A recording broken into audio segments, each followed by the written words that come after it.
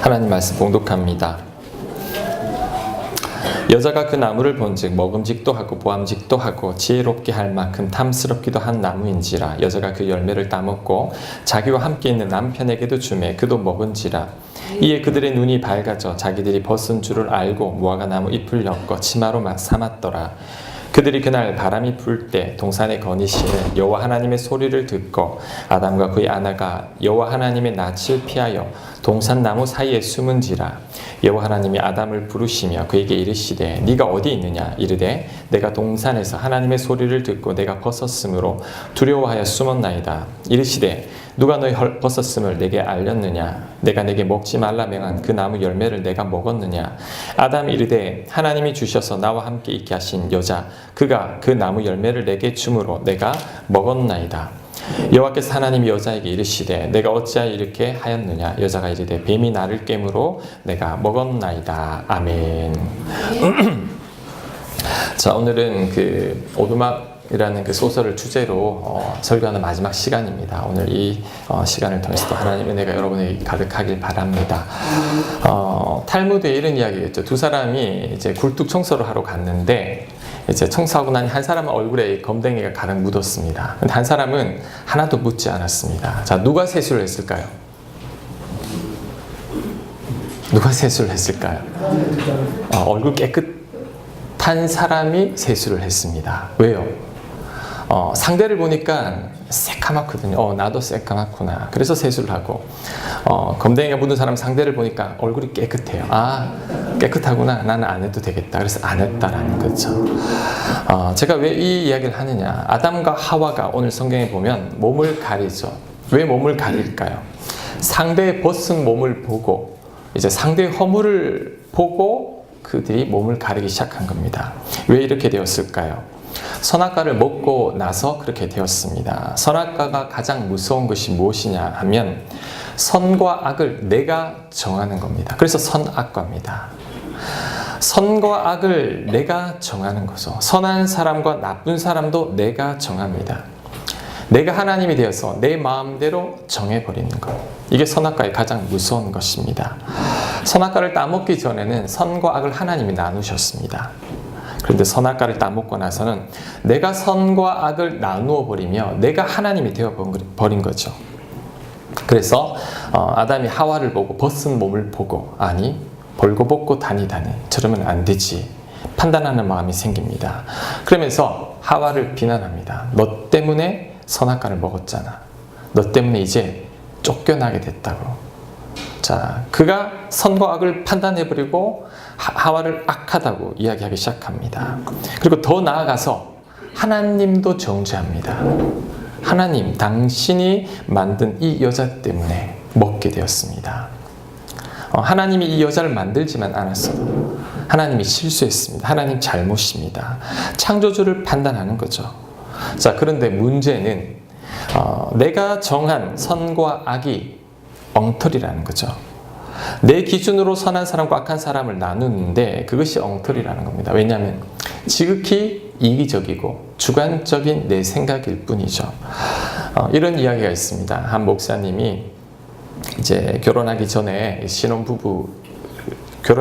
결혼할 부부를 데려놓고 교육을 합니다. 부부 교육을 하는데 이제 종이를 나눠주면서 서로의 단점을 적어보라고 했습니다. 그랬더니 이제 아내 될 그 자매님이 이렇게 적었습니다. 우리 자기는 단점이 없는 게 단점입니다. 이렇게 결혼하고 6개월이 지났습니다. 그래서 다시 목사님이 이제 다시 불러가지고 교육을 하면서 종이를 나눠주고 자, 남편의 단점을 적으십시오. 아내의 그 단점을 적으십시오 했더니 그 자매님이 뭐라고 한 줄 압니까? 목사님, A4지 한 장 더 주세요. 이제 적을 게 너무 많다라는 거죠.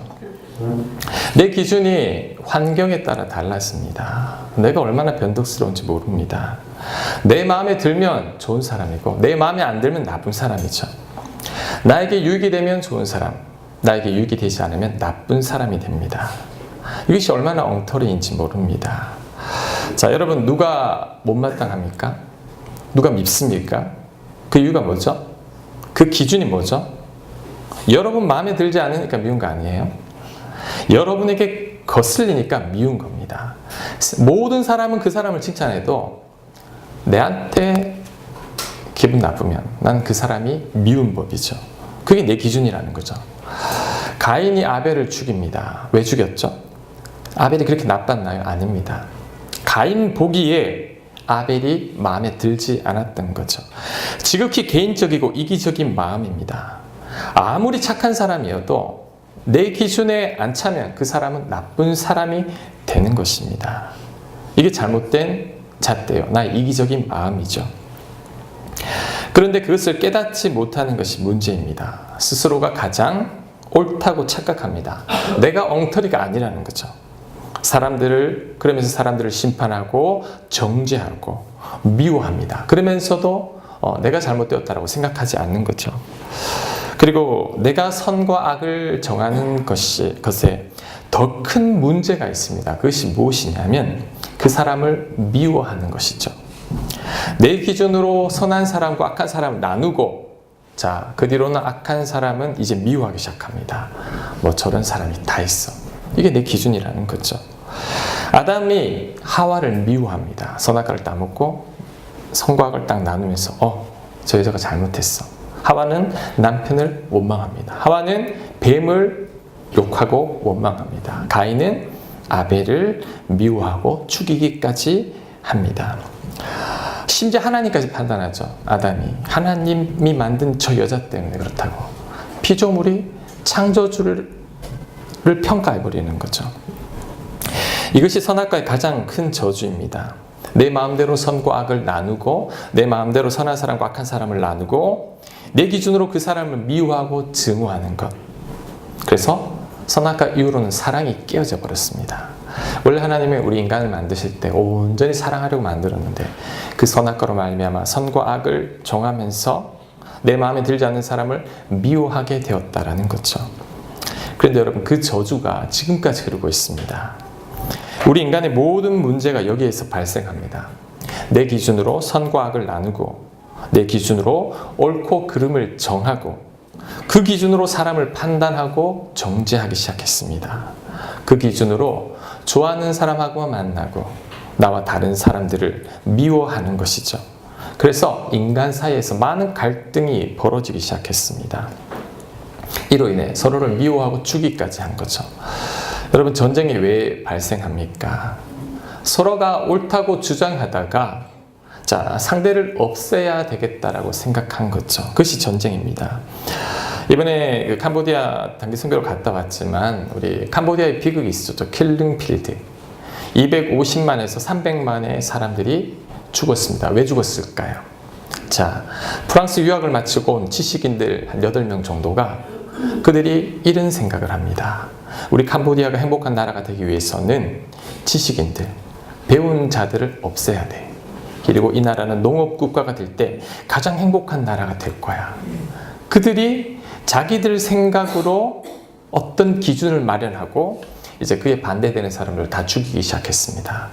그래서 250만에서 300만 가량이 그들 8분의 잘못된 생각 때문에 그 비극을 맞이하게 된 겁니다. 2000년 초반쯤에 이제 그들을 대한 그 재판이 있었습니다. 그 중에 한 명만 자신의 잘못을 뉘우치고 나머지는 뉘우치지 않았다 그래요. 그 한 명이 크리스찬인데 그 사람은 내가 잘못했다고 그러죠. 나머지는 여전히 난 잘못하지 않았다라는 거죠. 자기들이 선과 악을 마음껏 나누고 그 기준으로 그렇게 많은 사람을 죽였음에도 깨닫지 못한다라는 거죠.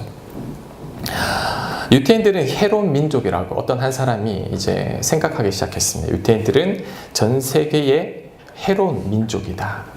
그래서 그가 유태인들을 이제 죽이기로 결심합니다. 누구죠? 히틀러입니다. 본인의 그 잘못된 생각 때문에 이 유태인들 600만 명이 학살을 당하게 된 것이죠. 이게 비극입니다. 인간의 비극이죠. 나의 잘못된 선과 악의 판단으로 인해 수많은 사람들이 고통받게 된 것. 이게 바로 선악과의 비극입니다.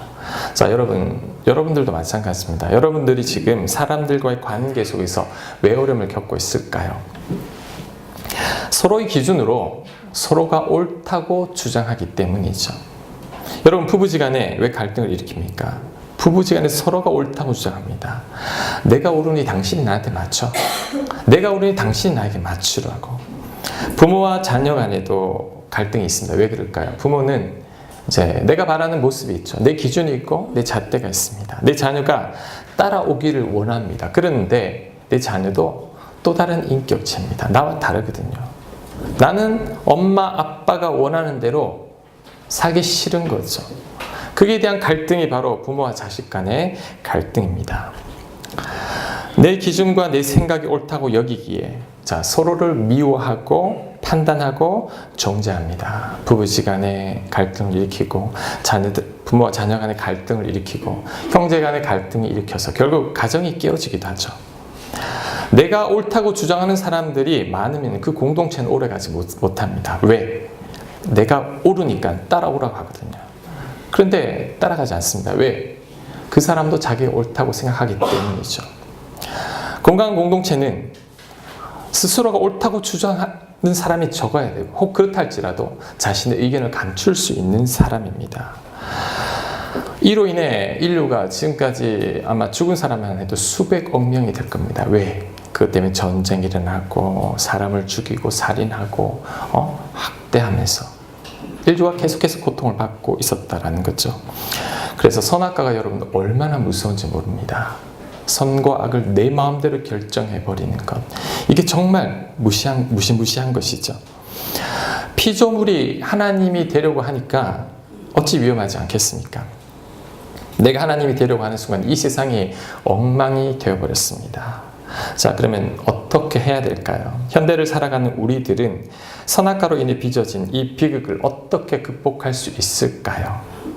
자, 두 가지 방법이 있습니다. 선악과 이전으로 돌이키면 되는 거죠. 목사님 어떻게 이전으로 돌이킵니까? 자, 두 가지입니다. 이제부터는 선과 악을 여러분의 기준으로 더 이상 정하지 않아야 합니다.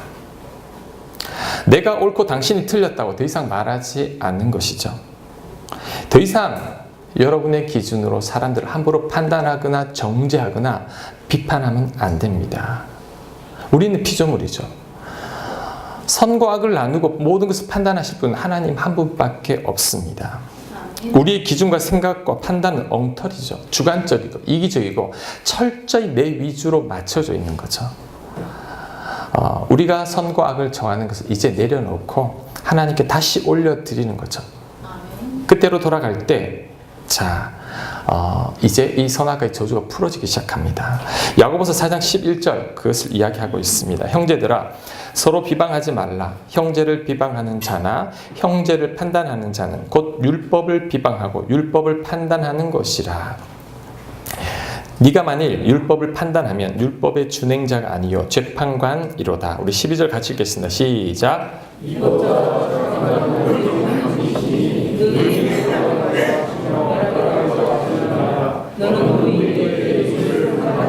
아멘. 자, 입법자와 재판관은 누구라고요? 하나님이시죠. 우리는 재판관은 아닙니다. 우리는 법을 집행하는 사람이 아니라 법을 지켜야 할 사람이라는 거죠. 하나님 한 분이시니 함부로 판단하거나 재판하지 말라는 것이죠. 자, 여러분이 지금 여기가 법정이라고 말하면 제가 재판관입니다. 어떤 사람에 대해서 선고를 내리려고 하는데 그 중에 누가 벌떡 일어나서 징역 5년 이렇게 하면 어떻게 될까요? 법정 소란죄로 쫓겨나야 됩니다. 왜? 그것을 판단하실 분은 재판관밖에 아니라는 거죠. 하나님이 재판관이신데 왜 너희들 마음대로 그렇게 판단하고 비판하느냐 그 말씀입니다. 그래서 우리가 선악과 이전으로 돌아가려면 이제부터는 선과 악을 나누는 그것을 멈춰야 합니다. 자, 고린도전서 4장 5절에도 또 이야기합니다. 때가 이르기 전 곧 주께서 오시기까지 아무것도 판단하지 말라. 그가 어둠에 감추인 것들을 드러내고 마음의 뜻을 나타내시리니 그때에 각 사람에게 하나님으로부터 칭찬이 있으리라. 뭐라고 말하죠? 판단하지 말라는 거죠. 하나님이 다시 오실 때까지 그리고 하나님의 심판대 앞에서 하나님께서 심판하시기 전까지 판단하지 말라고 합니다. 우리가 판단하는 순간, 선과 악을 나누는 순간, 선한 사람과 나쁜 사람을 내 기준으로 분리하는 순간 내 안에 미움이 생기기 시작하고 우리 인간 사이에 갈등이 생긴 것입니다. 특히 여러분, 여러분의 생각과 여러분의 기준을 절대 강요해서는 안 됩니다. 내 배우자에게, 내 자녀들에게, 내 곁에 사람들에게, 교회에서도 마찬가지입니다. 다양한 사람들이 있다 보니 다 의견이 다릅니다. 얘기해 볼 수는 있지만 강하게 주장하고 고집을 피우면 안 된다는 거죠. 그렇게 되면 또 문제가 생깁니다. 절대 여러분이 옳다고 여기지 마십시오. 저도 제가 무조건 옳다고 여기지 않습니다. 왜요? 엉터리니까요. 주관적입니다. 이기적입니다. 내 생각이 옳다고 100% 확신하지만 대부분은 그렇습니다. 목사님, 제가 맞습니다. 그런데 하나님은 우리에게 말하죠. 너한테 그럴 자격이 없다고. 왜? 내 시각은 철저히 나에게 맞춰져 있죠. 자, 여러분, 어떤 사람에게 안경이 있는데 이제 본인의 눈이 너무 잘 보입니다. 목사님, 이거 끼세요. 너무 잘 보여요. 제가 잘 보일까요? 안 보이죠. 그 사람에게 맞춰진 안경이라는 거죠. 그 사람에게는 아무리 잘 보여도 그것을 다른 사람에게 씌우는 순간 안 보입니다. 왜? 내 눈에는 맞지 않기 때문이거든요. 그런데 보통 사람들은 그것을 강요하죠. 껴보라고. 잘 보인다고. 잘 보인다고. 내 눈이 이렇게 잘 보이는데 너 이렇게 잘 보일 거야. 엉터리죠. 보이지 않습니다. 왜? 내 눈에 맞춰진 안경이죠. 마찬가지로 내 생각엔 이것이 옳아 보이고 내 생각엔 이것이 선 같지만 하나님은 그렇지 않다라는 거죠. 그 역할은 하나님만 하실 수 있습니다. 사람들은 전부 자신이 옳다고 생각합니다. 왜요? 선악과 때문이죠. 내가 하나님이 되어서 선과 악을 정해버렸기 때문입니다. 그런데 그 엉터리 기준으로 선과 악을 나누고 사람들을 미워하기 시작합니다. 이것이 선악과의 무서운 부작용이죠. 그래서 여러분, 이제 절대 내 기준으로 선과 악을 나누지 마십시오. 여러분 기준으로 좋은 사람, 나쁜 사람을 나누지 마세요. 그것을 포기해버려야 합니다. 자, 여러분이 선한 사람과 나쁜 사람을 나누지 않게 되면 미운 사람이 없어집니다. 왜요? 나쁜 게 아니거든요. 내가 엉터리일 수도 있거든요. 그래서 갈등이 생기지 않습니다. 모든 이들과 잘 지낼 수 있는 거죠. 대신 우리는 이제부터 다른 기준과 다른 눈으로 세상을 봐야 합니다. 자, 그것이 무엇이냐면 바로 성경 말씀입니다. 성경 말씀은 하나님의 뜻과 하나님 생각이 다 담겨져 있습니다. 우리 생각이 아니거든요. 그래서 우리는 이제부터는 그 하나님의 말씀을 기준으로 세상을 보기 시작해야 된다는 거죠. 그 말씀이 말씀하는 대로. 자, 여러분 저를 한번 보세요. 여러분이 예수님을 믿는다는 것은 무엇이냐면 지금까지 여러분이 살아왔던 방식, 그거 잊어버려야 됩니다. 지금까지 여러분이 옳다고 여기는 여러분의 기준, 여러분의 잣대 포기해야 됩니다. 그리고 성경 말씀으로 돌아와서 하나님은 어떻게 말씀하시나 그 기준으로 살아가는 것. 제가 성경 말씀에 대한 순종을 굉장히 많이 강조합니다. 왜? 그것이 하나님의 뜻이니까. 여러분의 생각과 기준 내려놓고 하나님은 어떻게 하시나.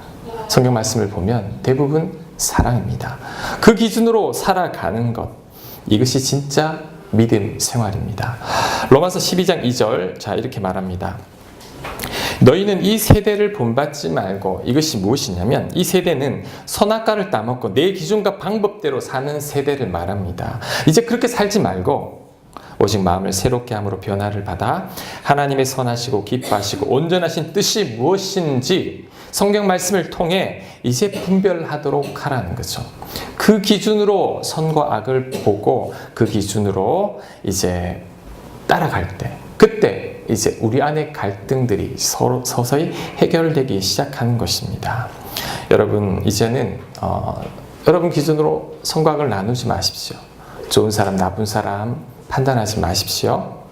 그럴 때 여러분 간에 있었던 여러 가지 갈등들도 해결되기 시작할 거고 여러분 안에 미움이 사라지기 시작할 것입니다. 이제는 더 이상 선과 악을 나누지 않고 내 기준으로 사람을 판단하지 않게 되기를 간절히 축원합니다. 아멘. 자, 두 번째, 선악과로 인한 비극을 극복하기 위해서는 날 위해 죽으신 예수님의 그 십자가 사랑을 여러분이 깨달아야 합니다. 그 사랑 안에 모든 해답이 담겨져 있습니다. 자, 내가 선과 악을 정하면서 사람들을 판단하고 정죄하기 시작하면서 사람들을 미워하기 시작했고 그때부터 사랑이 없어졌습니다. 그러므로 우리는 선악과 따먹기 이전의 사랑으로 돌아가기 위해서는 하나님의 그 사랑이 얼마나 놀라운지를 깨달아야 된다는 거죠. 오두막이라는 그 소설과 영화에서 제일 감동적인 그 장면이 이런 장면입니다. 자, 저를 한번 보세요. 주인공 맥이 이제 지혜라는 여인을 만납니다. 근데 이 지혜라는 여인이 이제 맥에게 하나님의 심판대 자리에 앉으라고 합니다. 왜? 맥이 이 사람들을 너무 판단하고 비난하고 정죄하고 하나님에 대한 원망이 많으니까 그러면 하나님 역할을 한번 해보라는 거죠. 그래서 맥에게 앉혀놓고 사람들을 한번 심판해보라고 말을 합니다. 그러면서 먼저 맥에게 자네 딸 죽인 그 살인범 심판하라고 그랬더니 이제 맥이 분노하면서 지옥에 떨어뜨려 버려야 된다고 막 화를 냅니다. 알았다고. 그런데 그 살인범의 아버지는 어떻게 해야 되냐고. 그 아들을 그런 살인범으로 만든 그 부모님도 잘못인데 어떻게 할까. 그러니까 지옥에 떨어뜨려 버려야 된다고.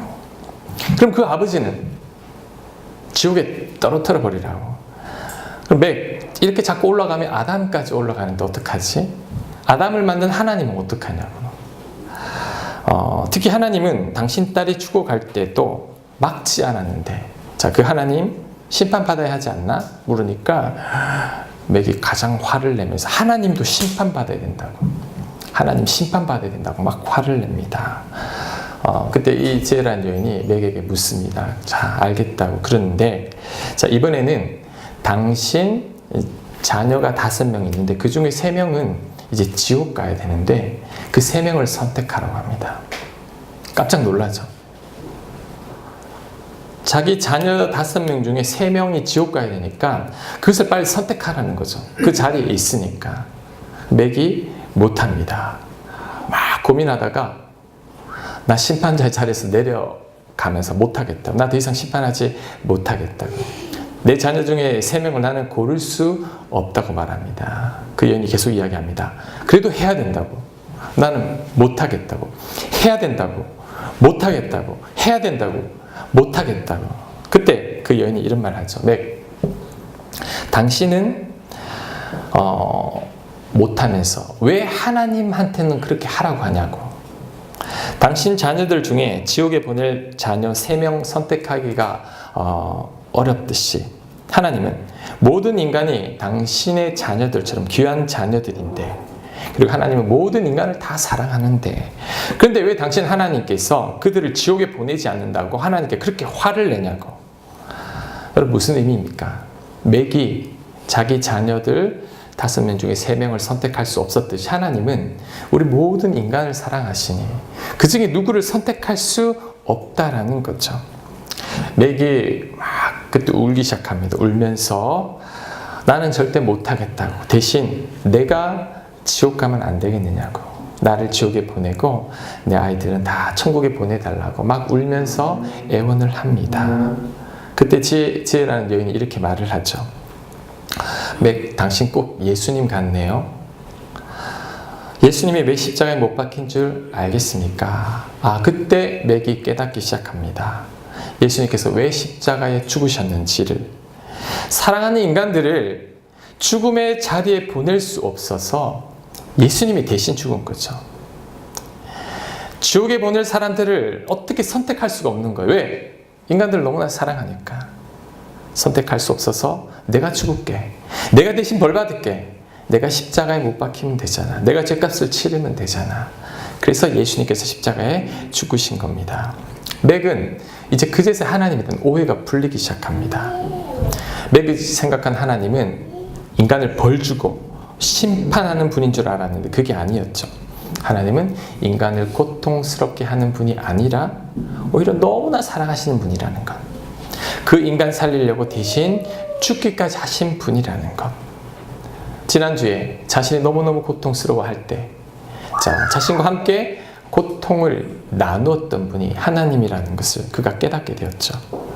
그리고 맥이 깨닫게 됩니다. 이 땅의 인간들이 이렇게 고통스러운 것은 하나님께서 인간들에게 고통을 주셨기 때문이 아니라 인간이 이제 선악과를 먹고 선과 악을 나누면서 이 땅에 죄가 들어온 이후부터 그 인간의 죄로 인해서 이 땅이 이렇게 고통스러운 거지 하나님이 이 땅을 고통스럽게 한 게 아니라는 것 알게 됩니다. 그때 회복되기 시작합니다.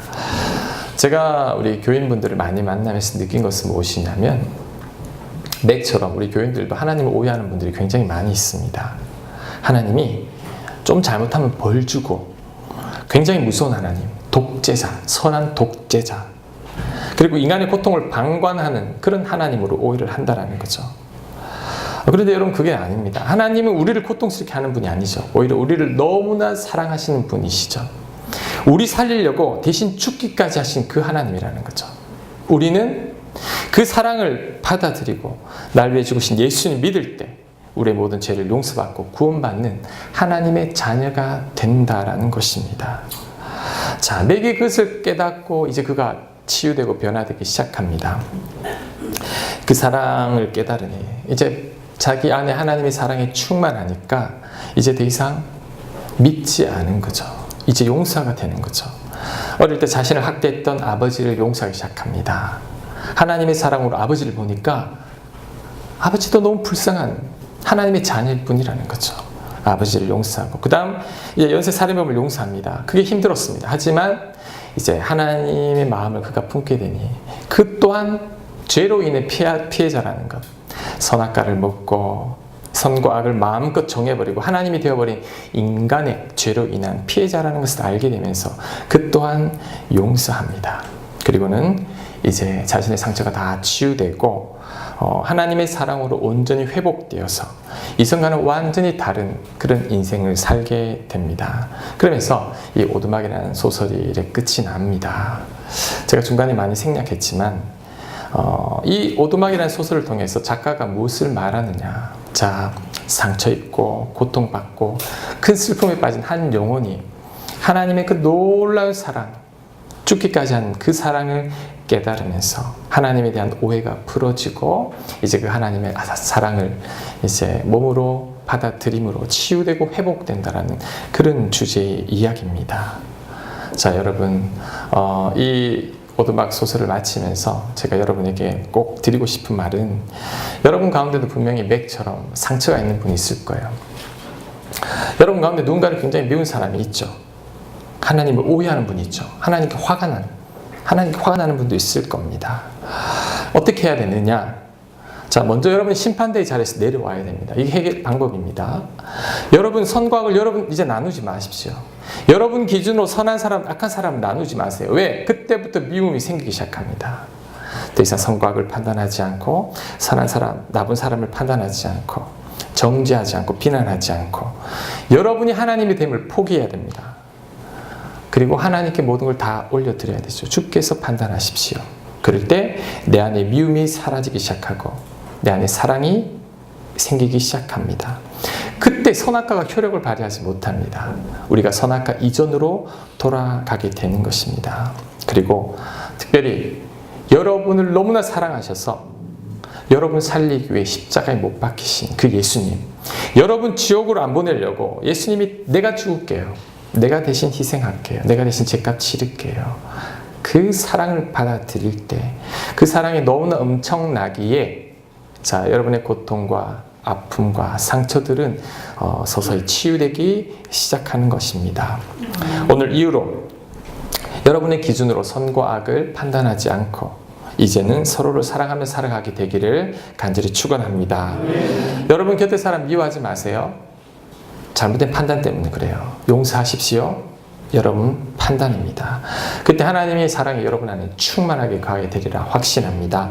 요한일서 4장 16절 말씀 읽고 우리 마치도록 하겠습니다. 하나님이 우리를 사랑하시는 사랑을 우리가 알고 믿었노니 하나님은 사랑이시라. 어떻게 알았죠?